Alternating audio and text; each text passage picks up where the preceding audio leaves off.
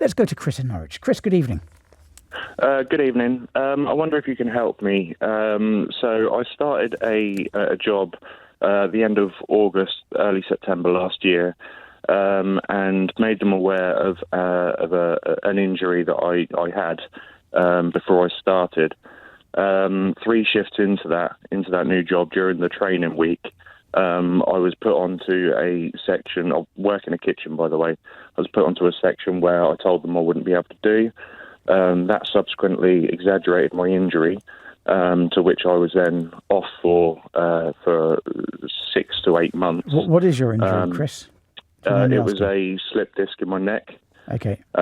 Which was already there, but it wasn't sort of prominent enough to operate on. Right. But so the work you did on exacerbated the slip disc. That's and right. Caused yeah. 8 months of absence. That's right. What was the work you did on that shift that exacerbated your slip disc? It was making pizzas. Okay, I'm assuming this wasn't just a pizza restaurant. It wasn't. No, it was. They made pizzas as well as doing other things as well. Okay, I'm a little scared to ask, but what else did they do? They also done carveries, and they also had a sort of pub menu. Got it. Okay, so. Right, so you had 8 months off after you did a shift involving making pizzas that exacerbated your neck injury. That's right, yeah. Yep, carry on.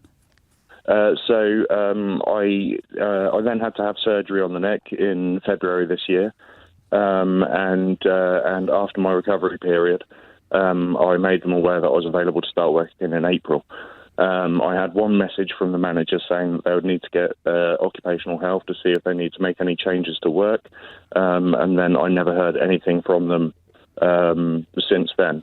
I'm still on their books. I'm still employed by them technically. They still put shifts up on their app that they used, but then they would take me off those shifts the week before that was supposed to start. And I just wanted to know, firstly, if I had any sort of discrimination claim against them because of the injury, and whether I can pursue anything with regards to personal injury as well. Yeah, right. So there are 2 aspects here that you've just identified. I'll deal with the personal injury one first, which is whether you can bring a claim against them for triggering the slip disc in your neck, causing you to have surgery and 6 to 8 months off work. Yeah. It's all going to depend whether it was foreseeable that the work they asked you to do for a shift, making a pizza, would cause your neck to have that level of severe exacerbation.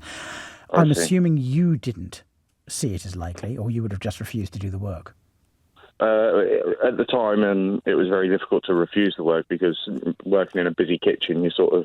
I get that, but you've been in the job a few days. If somebody says to you, do this, and you think it's going to cause you to slip a disc and have surgery, surely you would have said no. Yeah, I would have done if we were quiet enough and I wasn't sort of coerced into doing it. Did you say to them, I don't think I should be doing this? Yeah, I said to them that I think this is, this will make things worse with my neck. Interesting. But because it was so busy, they just sort of pushed me on there. On that basis, Chris, I think you might have a claim for personal injury here for exacerbation of your neck injury. Now, of course, you'd need to show that it wasn't going to happen anyway, because if it was going to happen a month later anyway, all that's happened is you've had a month, you've lost out on a month of being symptomless, as opposed to you've had something caused that put you in bed effectively for 8 months. Do you see the difference?